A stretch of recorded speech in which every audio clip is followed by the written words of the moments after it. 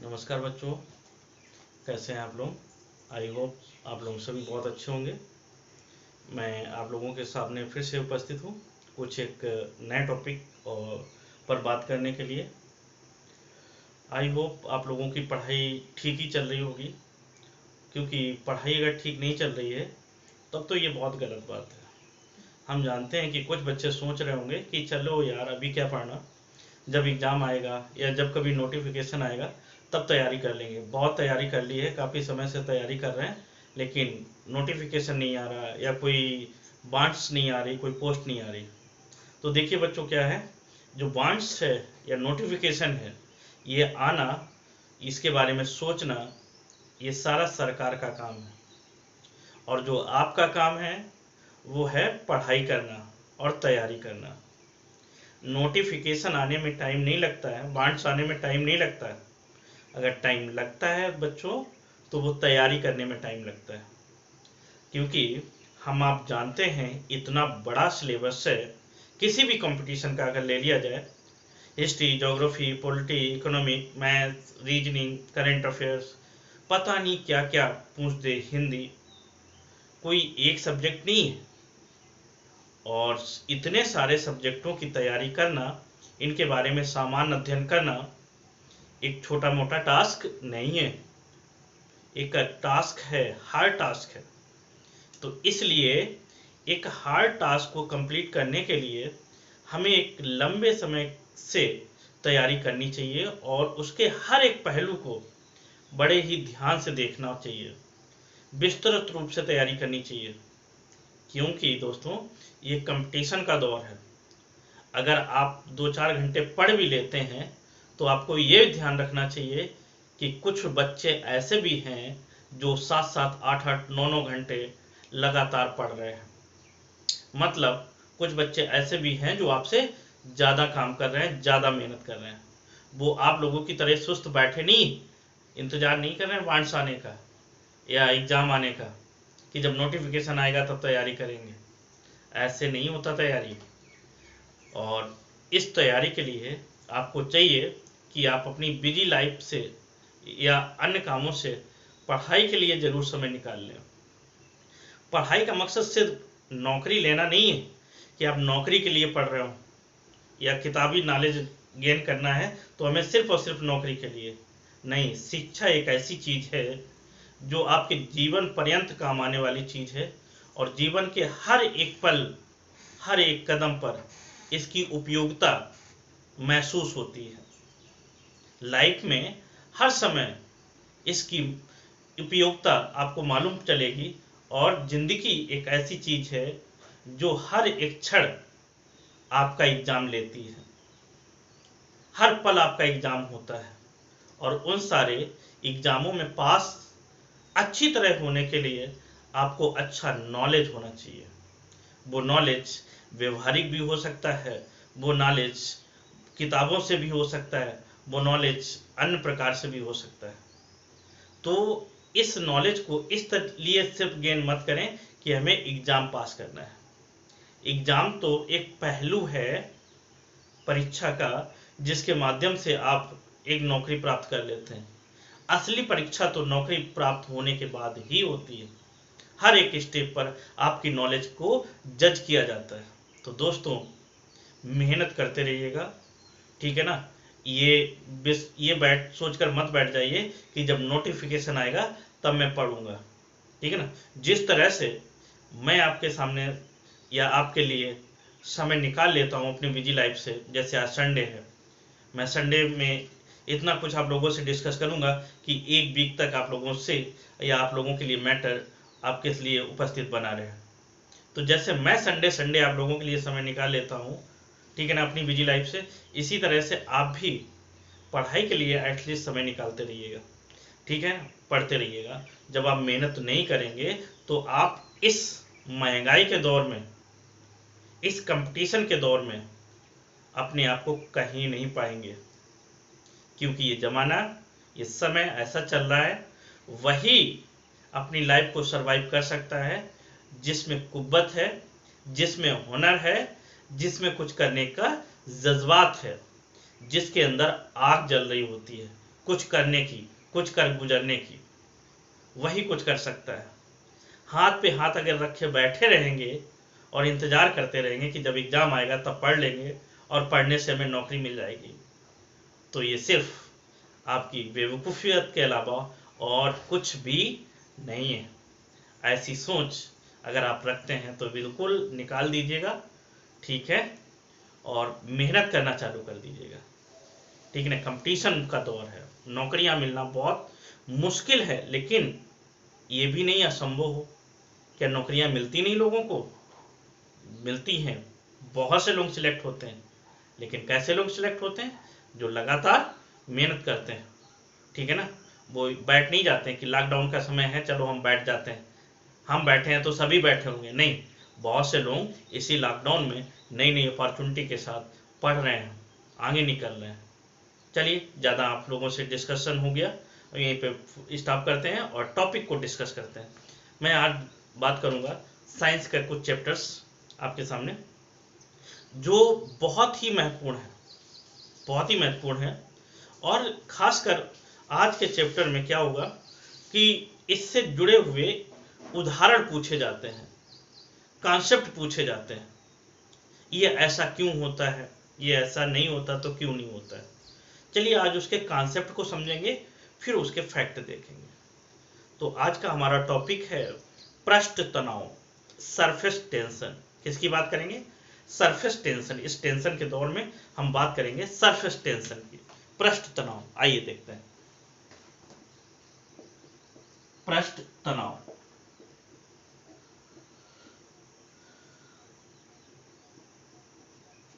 Surface tension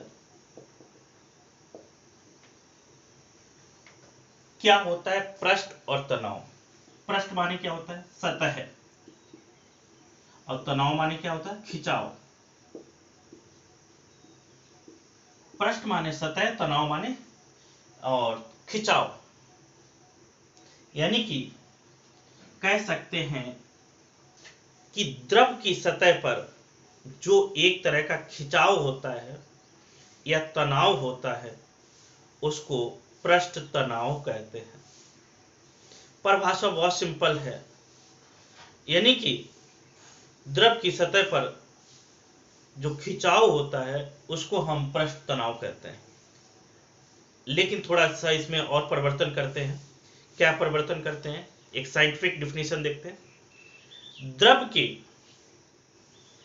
प्रति एकांक क्षेत्रफल पर उसके अणुओं के मध्य एक बल कार्य करता है, जो उसके क्षेत्रफल को न्यूनतम करने का प्रयास करता है। क्या करने का प्रयास करता है? न्यूनतम करने का प्रयास करता है। इस बल या इस खिंचाव को ही पृष्ठ तनाव कहते हैं। फिर से सुन लीजिएगा।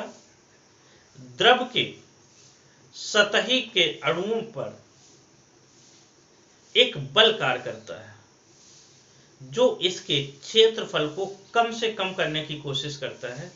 इसी बल के कारण जो खिंचाव उत्पन्न होता है सतह पर, उसी को पृष्ठ तनाव कहते हैं।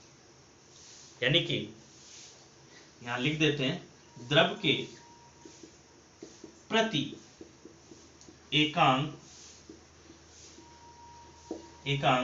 क्षेत्रफल पर सतही अणुओं द्वारा क्षेत्रफल को कम करने के लिए लगाए गए बल के कारण जो खिंचाव उत्पन्न होता है,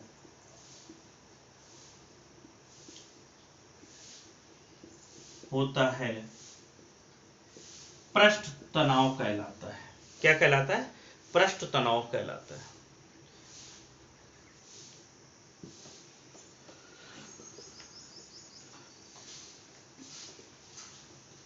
दूसरे शब्दों में हम देख सकते हैं द्रव का वह गुण जिससे उसके क्षेत्रफल को कम करने की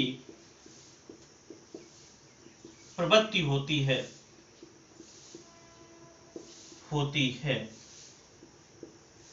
पृष्ठ तनाव कहलाता है। पृष्ठ तनाव कहलाता है।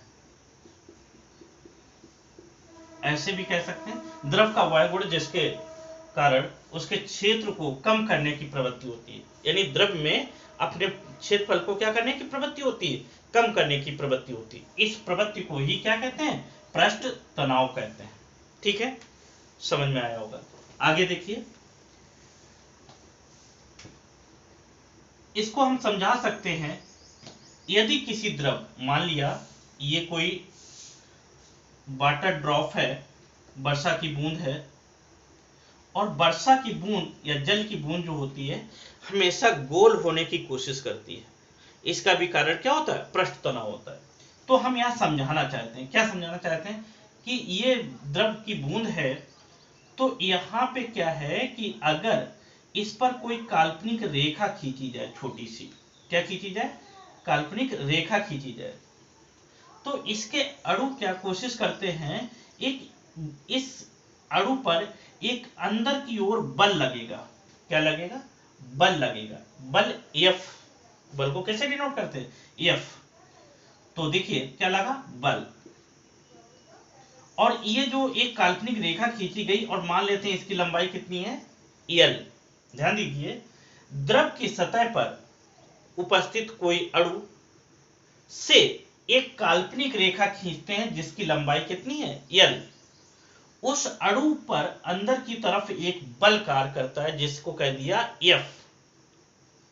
तो इस बूंद पर या द्रव पर लगने वाला पृष्ठ तनाव यानी सरफेस टेंशन, जिसको हम कह सकते हैं T। तो T का मान जो होगा वो F/L होगा। फिर से देखिए क्या है, इधर देख लीजिए कोई द्रव है, ये द्रव भरा पड़ा हुआ है, और द्रव का कोई ये अणु है, यहां पे एक काल्पनिक रेखा खींची जाती है जिसकी लंबाई कितनी है, L। और इस अणु पर एक इसके लंबवत, ध्यान रखिए, इस रेखा के लंबवत एक बल कार्य करता है जिसको कहते हैं F।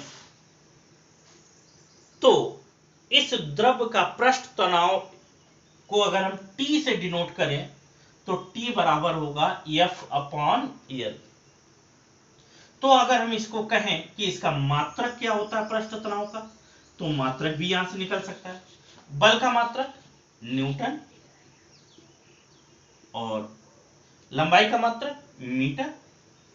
तो आंसर क्या हो गया, इसका मात्रक क्या हो गया, न्यूटन प्रति मीटर। इसका मात्रक हो गया न्यूटन प्रति मीटर। इसको देखिए बताया कैसे। दूसरी बात, बल को आगे बताएंगे, लेकिन यहां समझ लीजिए बल क्या होता है। बल किसे कहते हैं, परिभाषा पूछी जा सकती है।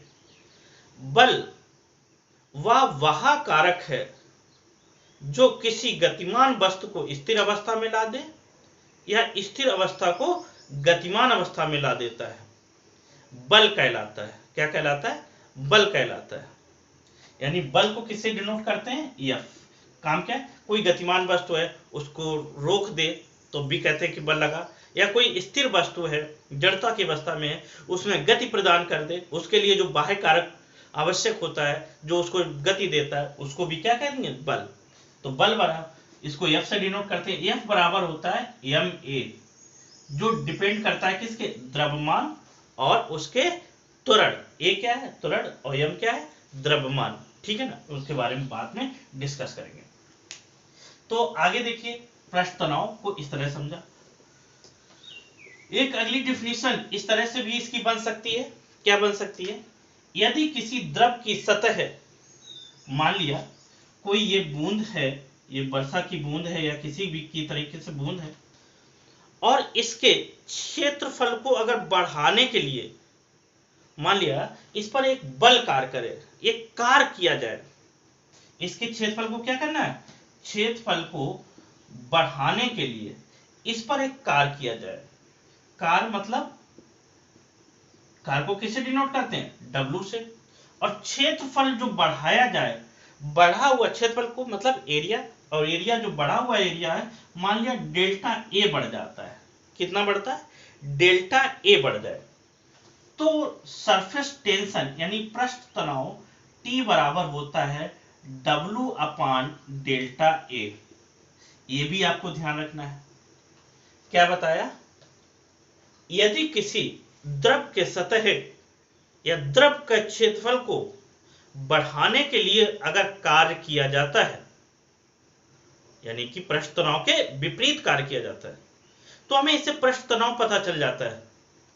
और जब कार्य किया जाएगा तो मान लिया उससे डेल्टा ए क्षेत्रफल में वृद्धि हो जाती है, तो उससे द्रव का पृष्ठ तनाव पता चल जाएगा कि पृष्ठ तनाव यानी T बराबर क्या होगा, W अपॉन डेल्टा ए, यानी कि कार्य जितना कार्य किया गया और बटे बढ़ा हुआ क्षेत्रफल यानी बड़ा क्षेत्रफल। ये हो गया। कार्य का मात्रक जूल होता है, क्षेत्रफल का मात्रक मीटर स्क्वायर, तो इसका एक दूसरा मात्रक ये भी हो गया, जूल प्रति मीटर स्क्वायर। ये भी ध्यान रखेंगे आप लोग, ठीक है। तो ये ध्यान रखते हैं। आगे देखते हैं। क्वेश्चन पूछा जाता है कि पृष्ठ तनाव पर ताप क्या क्या प्रभाव पड़ता है, ताप का क्या प्रभाव पड़ता है पृष्ठ तनाव पर, यानी ताप बढ़ने पर पृष्ठ तनाव कम होता है या घटता है या अपरिवर्तित रहता है। क्वेश्चन पूछ दिया जाएगा। तो देखिए क्या होता है, पृष्ठ तनाव किसमें होता है, द्रव में।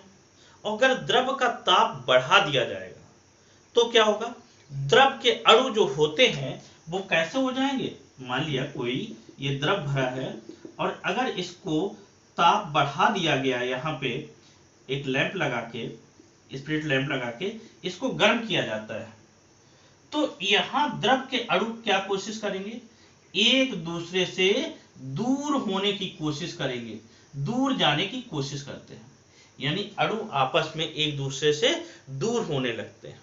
अब जब दूर होने लगेंगे, मतलब जब दूर होने लगते हैं तो इनके क्षेत्रफल को कम होने का प्रयास जो होता है उसके खिलाफ काम होता है, यानी कि उसके विपरीत कार्य होता है। तो हम कह सकते हैं अगर किसी द्रव का ताप बढ़ाया जाता है तो उसका पृष्ठ तनाव कम हो जाता है। कम क्यों हो जाता है, क्योंकि द्रव की सतह के अणुओं के बीच जो लगने वाले बल होते हैं वो कमजोर पड़ने लगते हैं, जो बॉन्ड होते हैं वो टूट जाते हैं। दूसरी बात, अभी कौन कौन से बल कार्य करते हैं इसके अंदर, यहां देख लेते हैं। द्रव के अणुओं के बीच, द्रव के अणुओं के बीच एक बल कार्य करता है ससंजक बल, ससंजक बल, ससंजक बल। तथा अभी बात होगी द्रव तथा अन्य अणुओं के बीच, अन्य पदार्थों के बीच, तो वहां काम करेगा असंजक बल, असंजक बल। इनको अभी हम देख लेंगे। तो यहां ताप बढ़ने से आप याद रखिए पृष्ठ तनाव कम हो जाता है, कम हो जाता है, कई बार पूछा गया। इसी से एक क्वेश्चन पूछ दिया जाता है, क्या पूछ दिया जाता है कि गर्म चाय स्वादिष्ट लगती है जबकि ठंडी चाय स्वादिष्ट नहीं लगती है, या गर्म खाना स्वादिष्ट लगता है और ठंडा नहीं, तो इसका कारण क्या होता है। देखिए जब गर्म चाय होता है या गर्म सूप करके भी पूछ देता है कि गर्म सूप टेस्टी लगता है, तो देखिए क्या होता है, सूप या चाय जब गर्म होती है तो द्रव के अणु दूर दूर होते हैं, ये आपस में बंधे हुए नहीं होते हैं। तो जब ये हम इसको लेते हैं अपने मुंह में, तो जीभ में जो छिद्र होते हैं, पोर होते हैं, क्या होता है कि पतले होने के कारण, पृष्ठ तनाव कम होने के कारण वो टेस्ट बड जीभ में क्या होती है, टेस्ट बड होती हैं, जिनको स्वाद कड़काएं कहते हैं, और टेस्ट बड तक क्या होता है, आसानी से वो पहुंच जाते हैं। और जब आसानी से सूप या चाय पहुंच जाती है स्वादी कड़काओं तक, तो हमें स्वाद प्राप्त होने लगता है। और वहीं अगर ठंडी चाय या सूप है तो वो क्या होता है कि पृष्ठ तनाव के कारण एक साथ बना रहता है, थिक रहता है, मोटा रहता है या गाढ़ा रहता है। और जब गाढ़ा रहता है तो वो छिद्रों में प्रवेश नहीं कर पाता है, और जब छिद्र में प्रवेश जीभ के नहीं कर पाता है तो स्वाद कड़काओं तक उसका स्वाद नहीं पहुंच पाता है। तो ये भी पूछा जाता है, गर्म सूप या चाय क्यों टेस्टी लगती है, क्योंकि पृष्ठ तनाव कम हो जाता है, याद रखेंगे। दूसरी आगे पृष्ठ तनाव से संबंधित क्वेश्चन पूछा जाता है कि समुद्री लहरों को कम करने के लिए, कम या उनकी ऊंचाई कम करने के लिए क्या मिलाते हैं। देखिए क्या होता है कि समुद्र के तटों पर बड़ी बड़ी लंबी लंबी कभी कभी सुनामी आने की संभावना होती है, या ऊंची ऊंची लहरें आने की संभावना होती है। और जब ऊंची ऊंची लहरें आएंगी तो क्या स्थलभाग में भी आ जाएंगी, तो उनकी ऊंचाई कम हो, जिससे नुकसान कम हो, इसलिए क्या किया जाता है कि तटीय इलाकों में, शहर के तटीय इलाकों में, समुद्र में मिट्टी का तेल या अन्य ऑयल डाल दिया जाता है। क्या डाल दिया जाता है, तेल डाल दिया जाता है।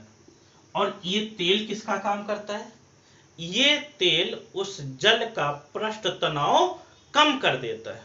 और जब पृष्ठ तनाव जल का कम हो जाता है तो वो लहरें ज्यादा ऊंचाई तक नहीं उठ पाती हैं, और जब ज्यादा ऊंचाई तक लहरें ऊंची नहीं उठ पाती हैं तो तटीय इलाकों को क्षति पहुंचने से बचाया जा सकता है। तो ध्यान रखिए कि समुद्री लहरों को ऊंचाई कम करने के लिए या उनको कम करने के लिए क्या किया जाता है, तेल डाला जाता है। और तेल डालने से क्या कारण होता है कि वो लहरें कम हो जाती हैं, तो आप बताएंगे पृष्ठ तनाव कम हो जाता है। तो इसी से आपको एक दूसरा क्वेश्चन भी पूछा जाता है कि ठहरे हुए पानी में मिट्टी का तेल वगैरह डालने की बात होती है, क्यों डाला जाता है।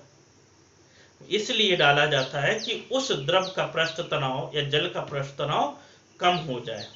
और जब कम हो जाता है पृष्ठ तनाव तो क्या होता है कि मच्छर वगैरह जो होते हैं, कीट पतंग, वो उस पर अपने लार्वा या बच्चे पैदा नहीं कर पाते हैं। एक्चुअली जब मच्छर बैठने की कोशिश करता है तो क्या होता है कि वो नीचे पैर उसके पानी में जाने लगते हैं, इसलिए वो बैठ नहीं पाता है। यानी कि द्रव में क्यों मिट्टी का तेल डाला जाता है, क्योंकि मच्छर लार्वा ना दे सके। तो आप ध्यान रखिएगा। तो ये अब मच्छर वाला भी क्वेश्चन बहुत पूछा जाता है ना। मच्छर को प्रजनन कम करने के लिए, और जिससे क्या होता है, जल का पृष्ठ तनाव क्या हो जाता है, कम हो जाता है। ऐसे ही एक देखिए क्वेश्चन पूछा जाता है कि कभी कभी आल्पिन को द्रव की सतह पर क्या करते हैं, धीरे से रखने पर वो तैरने लगती है, जबकि तेज से रखने पर वो डूब जाती है। इसका क्या कारण होता है, इसका भी यही कारण होता है, जब किसी द्रव पर धीरे से कोई पिंड रखी जाती है तो वो उसके द्रव के पृष्ठ तनाव को क्या होता है कि पार नहीं कर पाता है, और उस वजह से वो ऊपर तैरने लगती है। जैसे अगर हम क्या करते हैं, कॉटन को डाल देते हैं पानी पे तो वो कॉटन भी तैरने लगता है। इसका भी क्या कारण है, इसका भी यही कारण है कि द्रव का पृष्ठ तनाव होता है, और पृष्ठ तनाव के कारण अणुओं में एक खिंचाव होता है, एक बल लगता है, आपस में ये अणु बंधे होते हैं, इस कारण वो अंदर नहीं जा पाता है। ठीक है ना। तो ये भी ऐसे पूछा जा सकता है। एक दूसरा एग्जाम्पल पूछा जाता है कि सेविंग जो करते हैं, सेविंग वाला जो ब्रश होता है उसको पानी से जब बाहर निकालते हैं तो उसके जो बाल होते हैं, ब्रश के जो बाल होते हैं, वो आपस में चिपक जाते हैं। क्यों, तो इसका भी कारण क्या होता है, द्रव का पृष्ठ तनाव। यानी उन बालों में जो द्रव है, पानी है, वो क्या कोशिश करता है, अपने क्षेत्रफल को कम करने की कोशिश करता है, और जब क्षेत्रफल वो कम कोशिश करता है तो सारे बाल क्या होते हैं, ब्रश के इकट्ठे हो जाते हैं। ठीक है ना। तो ये भी इसका उदाहरण आप लोग याद रखेंगे। ठीक है ना। दूसरा एक क्वेश्चन पूछा जाता है इसको भी बहुत ध्यान से रखेंगे क्या कि साबुन या डिटर्जेंट से कपड़े साफ हो जाते हैं, क्यों? यानी साबुन या डिटर्जेंट जो होता है इससे कपड़े साफ हो जाते हैं, क्यों? क्या कारण?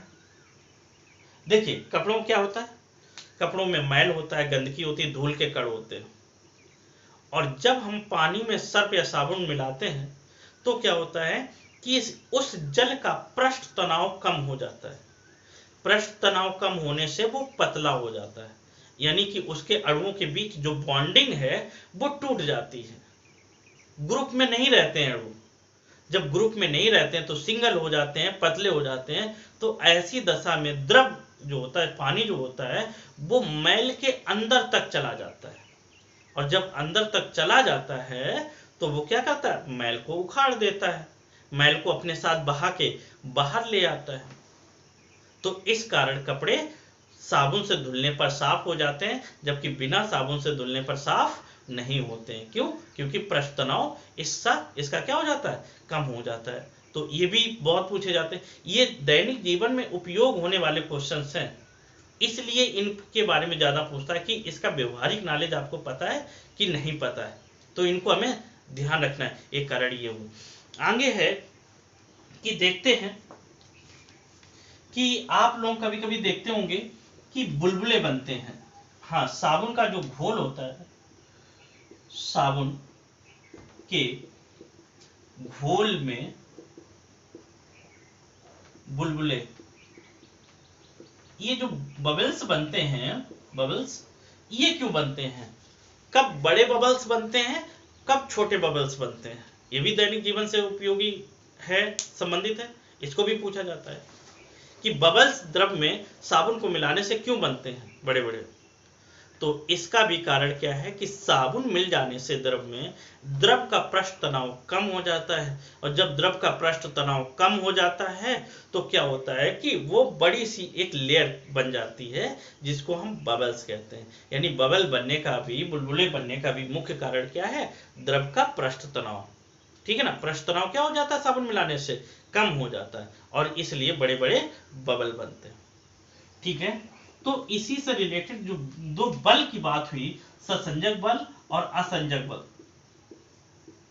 इनको देख लेते हैं। ससंजक बल क्या है? सिंपल सा, एक ही पदार्थ के अणुओं के मध्य लगने वाले बल को ससंजक बल कहते हैं। क्या परिभाषा बताई? एक ही पदार्थ के अणुओं के मध्य लगने वाले बल को क्या कहते हैं? ससंजक बल कहते हैं। जैसे तेल है, तेल के अणु आपस में एक दूसरे से बंधे होते हैं, ठीक है ना, उनमें एक बल कार्य करता है, उसे ससंजक बल कहते हैं। पानी के अणु वो भी अपने आप में एक दूसरे से बंधे होते हैं, बल लगाते हैं, वो भी ससंजक बल हो गया। दूध हो गया, दूध के अणु भी एक दूसरे को आपस में बांधे रहते हैं, ठीक है ना। पारा हो गया, ये सारे क्या करते हैं, एक ही पदार्थ के अणु हैं। जब एक ही पदार्थ के अणुओं के बीच जो बल लगता है, ऐसे बल को ससंजक बल कहते हैं। दूसरा असंजक बल। असंजक बल इसके बिल्कुल विपरीत, भिन्न भिन्न पदार्थों, भिन्न भिन्न पदार्थों के अणुओं के मध्य लगने वाले बल को असंजक बल कहते हैं। जैसे क्वेश्चन पूछा जाता है, लकड़ी के बोर्ड पर चाक द्वारा लिखना। अब लकड़ी एक अलग पदार्थ है और चाक एक अलग पदार्थ है, इन दोनों के बीच जो बल काम कर रहा है, यानी चाक के अणु और लकड़ी के अणु के बीच जो आपस में चपक जाते हैं, इसके अंदर जो बल लगा हुआ है, तो वो कहलाता है असंजक बल। दूसरा एग्जांपल देखिए, जब किसी हम उंगली को द्रव में डुबोते हैं, पानी में डुबोते हैं, तो पानी के कुछ अणु हमारी उंगली से चपक जाते हैं। अब पूछ देगा कि इन यानी मनुष्य के शरीर के जो अणु हैं, पानी के अणु के बीच जो ये बल लग गया जिसके कारण ये चपक गए, ये कौन सा बल है, ससंजक बल या असंजक बल? तो जाहिर सी बात है ये बल कौन सा होगा, असंजक बल होगा। शायद आपको समझ में आ गया। जब दो भिन्न पदार्थ के अणु आपस में एक दूसरे की तरफ चपकते हैं या बल लगाते हैं, इस तरह के बल को असंजक बल कहते हैं। ठीक है, ध्यान रखिएगा।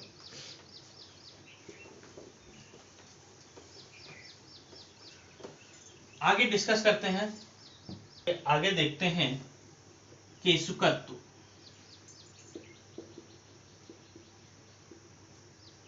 कैपिलरीज। देखिए केशुकत्व को भी बहुत पूछा जाता है।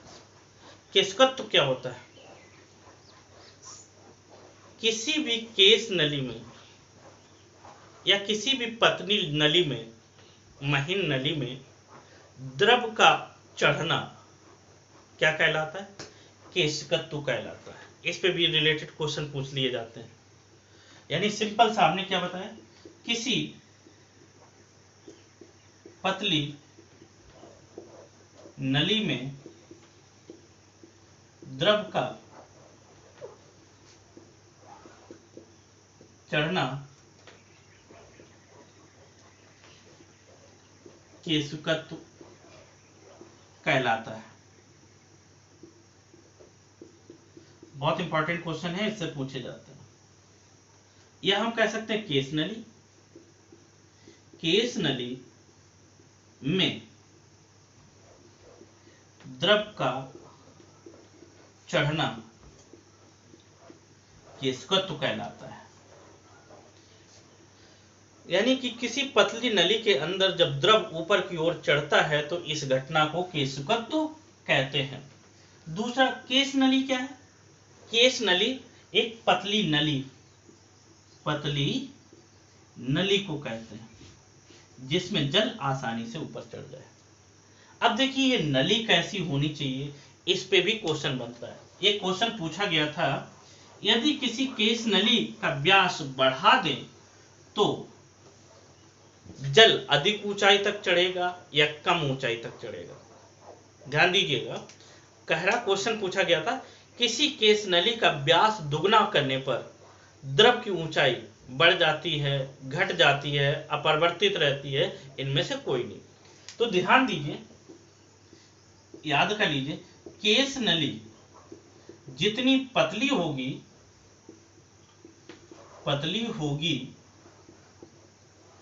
जल उतना ही ऊपर उठेगा।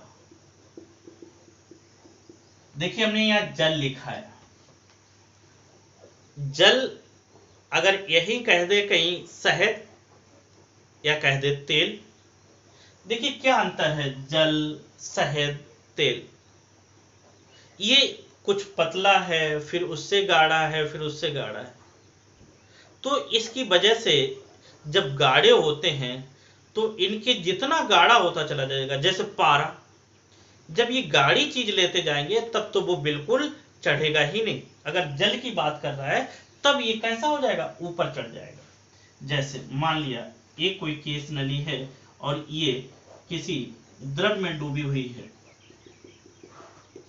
तो इसमें क्या होता है कि जो पानी चढ़ता है वो द्रव की जो सतह होती है उससे ऊपर पहुंच जाता है। यानी कि किसी अगर हम टब में पानी भरा है और उसमें पतली नली लगा देते हैं तो क्या होता है कि उस नली में जो द्रव का सतह होता है वो टब के द्रव के सतह से ऊपर होता है, यानी ये ऊपर चढ़ जाता है। जो ये ऊपर चढ़ जाता है इसी को कहते हैं केशुकत्व। और अगर इस नली का व्यास जितना कम होगा ये द्रव उतना ही ऊपर चढ़ेगा, जल ज्यादा ऊपर चढ़ेगा।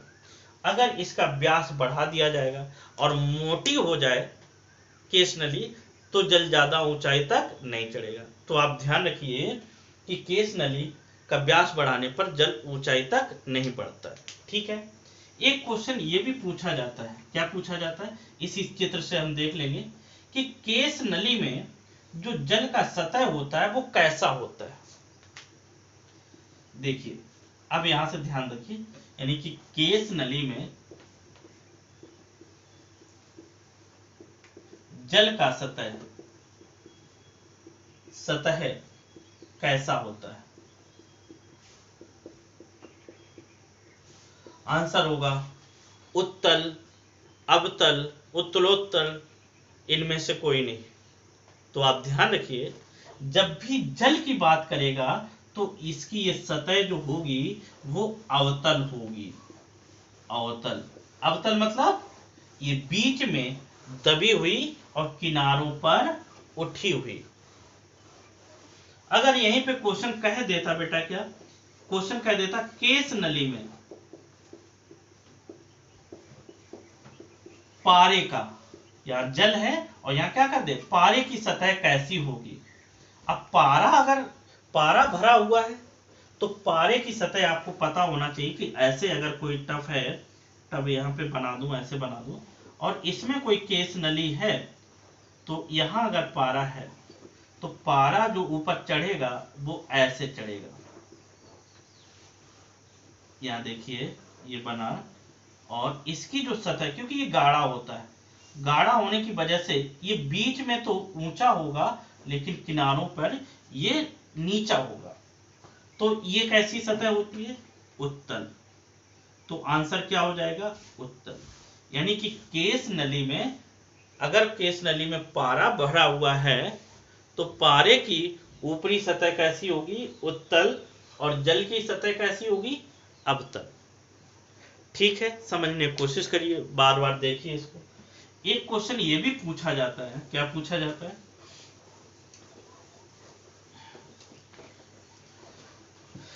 पूछा जाता है केस नली में जल का कोण, और दूसरा यहां पारे का कोण पूछा, पारे का कोण कैसा होता है, कोण किसके साथ, केस नली के साथ। जब किसी जल में केस नली डुबाई जाती है तो कौन सा कोण बनता है, और जब कोई केस नली पारे में डुबोई जाती है तो कौन सा कोण बनता है। देखो यहां से, तो आप ध्यान रखिए, यहां फिर से हम बनाते हैं और ये भर लेते हैं आपका जल, और यहां पे समझिए, यहां पर ये केस नली है, और केस नली में जब ये जल वाले केस नली में यहाँ जल भर जाएगा, और जल की सतह कैसी होती, अवतल, ऐसे कुछ करके जल भरेगा, यानी इस शेप में। तो यहां पे क्या होता है, इस केस नली की सतह है, ये सतह है, और सतह के साथ ये जो कोण बनता है, देखिए जब कोई कोण, अगर ये 90 डिग्री का है तो इसको समकोण बोलते हैं, और जब कोई कोण इस भुजा से 90 से कम बनाता है तो इसको क्या कहते हैं, न्यून कोण, और जब कोई कोण 90 से अधिक बनता है, यहां से अगर ऐसे बनाए तो इसको क्या कहेंगे, अधिक कोण। सिंपल सी परिभाषा आप जानते होंगे, न्यून कोण किसे कहते हैं, अधिक कोण। जो कोण या जिस कोण का मान 90 से कम होता है न्यून कोण, और जिस कोण का मान 90 से अधिक होता है अधिक कोण। सिंपल सी बात है। तो देखिए उसी से यहाँ पे हम निकाल सकते हैं, ये देखिए ये क्या हो गई आपकी केस नली की सतह हो गई, और ये देखिए अवतल है, यानी कि केस नली और ये अवतल सतह है। तो ये कोण कैसा बन रहा है, ये बन रहा है न्यून कोण। तो आंसर होगा न्यून कोण।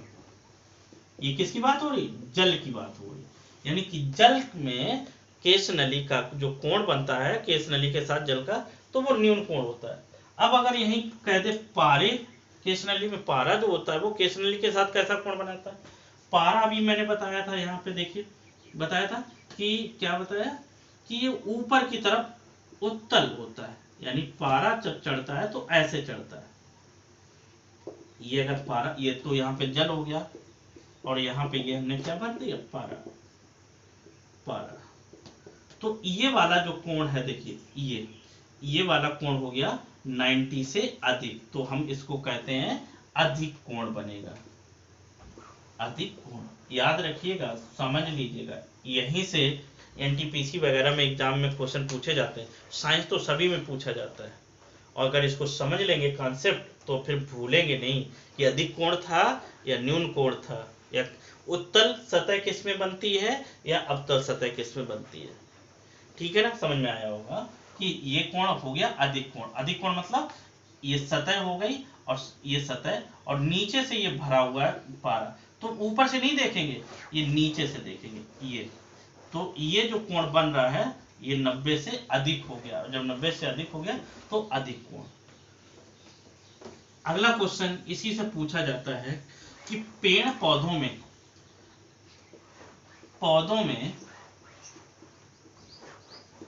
जल तथा भोजन ऊपरी भाग तक कैसे पहुंचता है, किस विधि के द्वारा पहुंचता है। यानी पौधे में पतली पतली क्या होती, केश नलियां होती हैं, और इन केश नलियों के माध्यम से जमीन से खनिज पदार्थ जल पौधे के अन्य भागों तक पहुंचता है। जिससे जल पहुंचता है उसे जाइलम बोलते हैं, और जिस भाग से खाद्य पदार्थ पहुंचते हैं नीचे से उर्वरक वगैरह सब पोषक तत्व पहुंचते हैं उसको फ्लोएम बोलते हैं। तो ये भी पूछा जाता है कि जाइलम और फ्लोएम क्या होता है। तो जल जो ले जाती हैं उनको जाइलम बोलते हैं, और जो खाद्य पदार्थ ले जाती हैं उसे फ्लोएम बोलते हैं। तो ये जो नीचे से पौधों में जल ऊपर बढ़ता है, ऊपर चढ़ता है, वो भी केशकत्व के सिद्धांत पर ही कार्य करता है, यानी कि उन्हीं पतली नलियों में पानी ऊपर पहुंच जाता है। दूसरा क्वेश्चन इसी से पूछ देता है कि लैंटेन की जो बत्ती होती है उसमें तेल ऊपर कैसे चढ़ता है। लैंटेन में जो होता है बत्ती जिसमें आग लगाते हैं तो वो उसमें तेल ऊपर कैसे चढ़ता है। तो वहां पे भी क्या होते हैं, कपड़े के पतली पतली रेशे होते हैं, और रेशों के माध्यम से उस छिद्रों के माध्यम से क्या होता है, तेल जो होता है ऊपर सतह तक पहुंच जाता है। तो यहाँ पे भी आप केशकत्व को ही टिक करेंगे। कभी कभी क्वेश्चन पूछ देता है कि किसान अपने खेत में पानी लगाने के बाद उसकी जुताई कर देता है, क्यों कर देता है। वो इसलिए जुताई कर देता है कि जो पानी अंदर गया है जिस नलियों से, अगर वो नलियां खुली रहेंगी तो पानी क्या होगा, जल्दी से सूख जाएगा और खेत फिर से वैसे ही हो जाएगा। तो वो कोशिश करता है जुताई करने से उस केश नलियों को तोड़ दे, और जब केश नलियां टूट जाएंगी तो नीचे वाला पानी जो है वो ऊपर भाप बन के नहीं निकलेगा। तो ये कारण होता है कि केशकत्व के कारण ही वो ऐसा काम करते हैं। ठीक है ना। इसी तरीके से स्याही को सोखने वाला सोखता जो होता है, या सोखता स्पंज जिसको बोलते हैं, ब्लॉटिंग पेपर जो होता है, वो क्या करता है, स्याही को सोख लेता है। क्यों सोख लेता है, क्योंकि उसमें भी पतली पतली छिद्र होती हैं, पतली पतली नलिकाएं होती हैं, और उनके माध्यम से वो ऊपर पहुंच जाता है। ठीक है ना। तो और सारा उसमें पानी भर जाता है या स्याही भर जाती है। तो ये भी केशकत्व के सिद्धांत पर काम करते हैं। ऐसे ढेर सारे क्वेश्चन पूछ लेता है। जैसे पहले जो पेन आते थे, निब वाले पेन होते थे, ठीक है ना, उसमें भी पूछता था कि ये निब में इंक जो आती है वो अंदर से बाहर कैसे आ जाती है। तो आपने निब देखी होगी, निब में बीच में एक वो होता था, क्रॉस होता था, कटी हुई होती थी पतली सी, तो उसके माध्यम से वहां भी केशकत्व का सिद्धांत काम करता था। वो क्या करती थी, वहां से इंक को एक सतह से दूसरे सतह तक लाती थी, एक किनारे से दूसरे किनारे तक लाती थी केशकत्व। अरे इसको देख लीजिए, मार्कर का ये जो डॉट है इसमें इंक यहाँ कैसे आ जाती है। इंक तो नीचे भरी होती है, यहाँ तक कैसे आती है। ये भी केशकत्व के सिद्धांत पर ही कार्य करता है। सबसे अच्छा एग्जांपल आप समझ सकते हैं कि पतली पतली इसमें नलियां होती है और इसमें इंक चढ़ती रहती है। तो इससे संबंधित बहुत क्वेश्चन पूछे जाते हैं। तो आज हमने डिस्कस किया पृष्ठ तनाव, ससंजक बल, असंजक बल, केशकत्व, केश नली तथा उनसे जुड़े हुए कई महत्वपूर्ण प्रश्न। वर्षा की बूंद गोल क्यों होती है, ताप बढ़ने पर पृष्ठ तनाव का क्या प्रभाव पड़ता है, इत्यादि बहुत से क्वेश्चन। केश नली में जल का तल कैसा होता है, पारे का तल कैसा होता है, इससे जुड़े काफी क्वेश्चन हैं, इनको देख लीजिएगा। अगला टॉपिक लेके मैं फिर से आपके सामने उपस्थित होऊंगा। चलिए, आपने मेरे को सुना, थैंक यू सो मच।